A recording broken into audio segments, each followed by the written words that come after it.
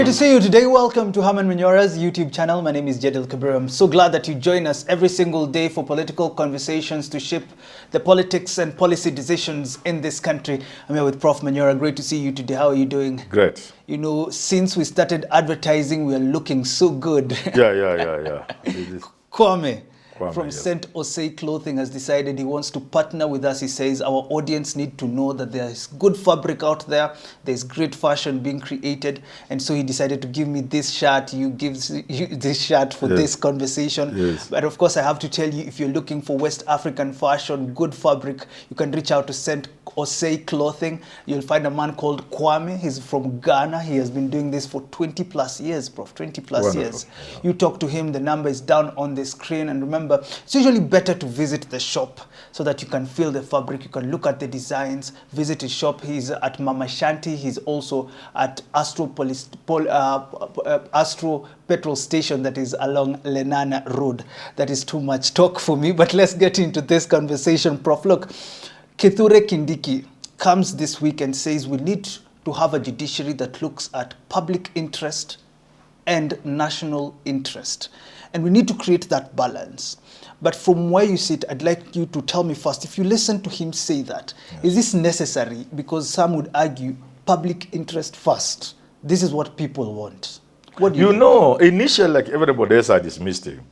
I thought he was a joker. I said, what is public good, what is national good? Public good is better than national good. Yeah. But when he explained it he was addressing the nation or something like that. Yes. He was asked that question. He gave a very, to me, what looked like a very professorial answer. Yeah, I was convinced. But you know, he's addressing the general public. In the initial address, he knew, even himself, he knew he had made a mistake. The interpretation is, which all of us took, was that how dare he think there can be an interest higher than that of the public interest? How dare he think so? And we all dismissed him. I did dismiss him. But listening to me explain, he came out very professorial. What did you get from his explanation? You know, he just says, look here, you can look, he cited some articles in the Constitution that we are a Kenya. What does Kenya mean? We have institutions that we have given ourselves, national institutions, including security forces. You know, in whatever we are doing, even in the pursuit of public good, we must always know we have a duty to protect those institutions. And in protecting those institutions and giving them sometimes precedence over anything else, we actually looking at what is national in terms of importance. Because what is Kenya? Sovereignty is not just a word. It's not just the people. There's the territory of Kenya. You must protect it. You know? And there are institutions created to protect Kenya so that Kenya as we know it. So it's not just talk about public. No, he meant a lot of sense. But for people thinking about national and public interest, in the narrow sense in which we all thought, the manner he initially said it, and the forum, and knowing how it will be interpreted, that was wrong. But when he now explained, and the problem of explaining, you don't reach many people. People have already concluded that you are a joker. You think there can be any good beyond public good. Nobody can believe you. But when he explained, it is true. We can be very excited about what is public good, without even understanding what is sovereign, what is Kenya. We must protect Kenya before we protect anything else. You know, he was addressing the judiciary, and Kenyans are looking at the cases before the judiciary. There's Gachagua's case, there was the housing tax case, and then this conversation pops up and we're thinking, did the judiciary make these decisions based on national versus public interest? Talk to me, Gachagua, we're going to listen to his hearing this week. Talk to me about that, national interest, public interest. What do you think is better for the judiciary when it comes to making this judgment with regards to his suspension? You know, let us start where we must start. We must have a judiciary. It's just as simple as that. Once we have a judiciary, and a judiciary is made of men and women, learned men and women, who understand what it means to be where they are. And they have the learning and the training to adjudicate on cases. That's all. It doesn't have to be national or public. They'll be guided by all manner of by all relevant considerations, whether they be national, whether they be public, whether they be legal, constitutional. In many instances, you don't base your judgment as a judge on one thing, especially matters that are of public interest. When there are matters of public interest, there will be matters that are of national importance. There are matters that go to the survival of the nation, of the state. All these things must be considered by a judge or by a bench. So where do we start? We need to have a bench. We need to have a court. And that has a little problem. What comes from our court leaves me sometimes wondering, do we really have a court in this country? Do you have a judiciary in this country? Because you see,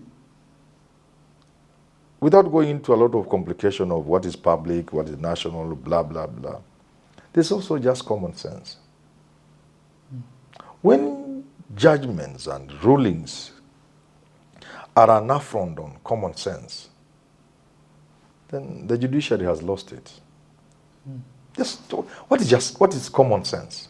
Whether the Gachagua case was public, it was of public interest or national interest, whatever interest and the other interest, it's hardly the issue. Did we have a judiciary that can give a ruling or a judgment that makes sense to a reasonable human being like Manyora and you and anybody else in the streets? In my considered opinion, no. They did not make a ruling that makes sense. So they can dress it in any jargon. They can say all the things they want to say, including hot air and what have you. But does it make sense that issues have been raised about Gachagua's impeachment, and the judges have said the issues are so weighty, they must be resolved, and everything has been put on hold until those issues are resolved? Does it make sense to lift those orders, then proceed to swear in Kindiki, and then later we proceed with the hearing those weighty issues? It doesn't make sense. You don't need to be anything. You don't need to be a lawyer. You don't need to be anything. You just need to be a human being with a brain. It doesn't. So long as the judiciary continues in that direction, and there are many cases. I saw one recently where I'm involved. There are many such cases that don't make sense, that fly in the face of logic and reason and common sense. The judiciary will have to make judgment, knowing that the people who consume the judgment, the decisions they make, are not imbeciles. They are people with brains. They reason, they think, they feel, they understand. So you cannot lift conservative orders and then tell Kenyans, go and witness the swearing in of Kindiki, then come back and we continue with the case. Yeah. Even to a primary school kid, doesn't make sense. So it doesn't matter whether that is to public interest or national interest or whichever interest or no. It simply flies in the face of reason and common sense. You know, I was seated here with Benji Ndolo, yes, and we had this sort of conversation, and he was telling me about, if you asked Americans, white Americans, about slavery, they would tell you, majority of them would say that let's continue with slavery because it's good. These guys are working hard. These guys are building the economy. But it was still banned despite majority of Americans not wanting slavery to be banned. You come to Kenya and you ask yourself this question about listening to the people. What role should government play when you feel like a majority of people are doing the wrong thing and it's not good for the national interest? It will depend. Even that analogy of slavery is a wrong one. You have to rope in history. At what point was that done? You must rope in history. And if you were to fast forward and bring it today, then Benji Ndolo will be wrong. It won't be the majority. It will be a minority. The only argument will be, even those who say it's not good, would they be believing it? That's another argument. So everything is determined by circumstances. So what circumstances will be obtaining for Kenyans to feel something is wrong, and yet it is good in the eyes of government? Talk to me about... There must be. What is this that 90% of Kenyans will think is wrong, and a few mandarins in State House and Harambee House and where else think it's right. Finance Act 2023. Yes. Courts gives it a green light. Yes. Public participation, public interest, everyone saying 16% VAT on fuel. We don't want it. Yes. What do you think informed this decision? But you see, to ignore the public, exactly what you are saying. They think the public is wrong. We can't be wrong, all of us. And if we are wrong, this is our country. Let's live with the consequences. We can't all be wrong. And what is there? Even common sense. And I keep telling you, and I keep telling the judiciary and the leaders in this country, please listen to common sense. Common sense is very important. There is nothing in the Finance Act. We were made to believe, and the court seems to be acting in that manner, that if the Finance Act is not passed, finance bill is not, government will not function. Yeah. Which is not true. We don't have a country without it. Which is not true. That's not true. Because once the bill doesn't go through, the one that was in place just continues to run, enabling government to raise revenue. When you come up with in fact, it's not necessary to come up with a finance bill every year. No, you only come up with a finance bill to introduce new measures to raise new revenue. And when you look at how much is being raised, let us just even give them. It was about 340 billion. And Kenya's died because of 340 billion. Is that right? The finance bill 2024 was about raising an extra revenue, the equivalent of about 346, thereabout, less than 350 billion. How much money is stolen every year in this country? By the admission of government, not Manyora, by government's own admission, from none less than even the President Uhuru Kenyatta and other mandarins.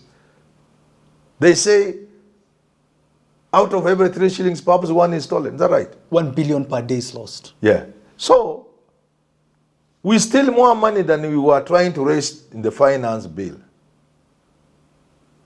And in protesting against the finance bill, property worth billions.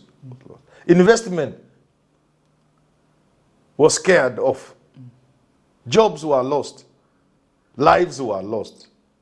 Limbs were lost, broken. Can't we just summarize that we are stupid people? We are just stupid people. I mean, you scare away investors who will create jobs because people are protesting month on end, tear gas all over town. Which investor would come? Businesses are down. Business people lost billions of shillings. You are chasing money, which all you need to do is to stop stealing. And you get more money than that. In any case, if you say you are adding VAT on fuel, how much money do you want to raise extra? It's such a little money. It's not money worth people dying for. That's what I'm talking about. So there's nothing they can never be right about such a thing. Because it has no foundation, it has no legs. Even the figure itself. Look, I was watching TV, then I switched it off. Sifuna and Ndinyor arguing about money to go to county, an extra 20 billion. They want to cause a stalemate because of 20 billion. Money MPs claim on fictitious travel and allowance and you know what I'm talking about? Yes. It is sickening. Living in a country like this is a cause for depression. Because why are senators and members of the national arguing over 20 billion to go to counties? How much money do government officers use to buy flowers? A sane man from outside this country looking at what we are doing, and they think we are mad people. The government is talking about we are not normal people. Austerity measures. Which austerity? I think we are just jokers. But let me go back to where we started with national versus public interest. Yes. You listen to our president and he says all this affordable housing, all this Adani deal, all these things that he's trying to do for our country is for the benefit of the country. People don't understand it, people don't get it, people reject some of these things. There's nothing to understand. What should he do? There's nothing to understand. There's nothing to understand. We understand, some of us who know what's going, we understand these are globalists' agendas. There's a bigger agenda than just houses. So we don't need to go there. You can ask Steve Mbogo to explain to you. Yeah, by the way. They are globalists. They have a big agenda to turn human beings into robots and so on, to control man and to make them vulnerable and almost modern slaves. But what about housing? Let's say we need housing. Can anybody dispute we need houses? Is it in dispute? No. Over 70% of people live in places like Kibra and Madare and Korogosho and Mukuru kwa Njenga. Is that something you can be proud of? Can you be proud of that? It's a shame. But the so-called housing program, can it get rid of Kibra? It will not. So it's just a joke. Nothing makes sense, and there's nothing to understand. And even if you wanted to build houses, there are programs you can engage in. We know what you can do to eradicate slums. I have said this and I can repeat here, and I want to repeat, and I'm repeating. President Manyora, I'll start a program of slum eradication. And if, whether I'm the one there or people who take over from me, in 10 years' time, there will be nothing like a slum.